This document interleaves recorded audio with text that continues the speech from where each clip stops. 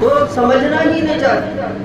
تو ہماری نوجوانوں سے یہی گزارش ہے کہ آپ دینی علوم کو حاصل کریں، دینی علوم کو سمجھیں، اور جو گھر کے جو بڑے ذمہ دار ہیں ان کو چاہیے کہ اپنی اولادوں کو، اپنے نوجوان بچوں کو علماء سے جوڑنے کی تلقین کریں کہ آپ دینی علوم کو حاصل کریں، دین کو سیکھیں علماء کے پاس بیٹھ کر، نہ کہ گوگل میں سرچ کر کے سیکھا جا رہا ہے، یوٹیوب میں سرچ کر کے سیکھا جا رہا ہے.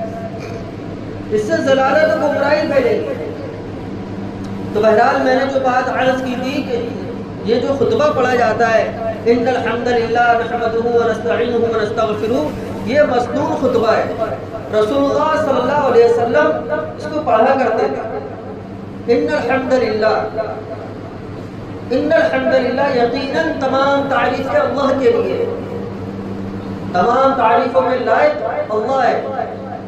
حمد کہتے ہیں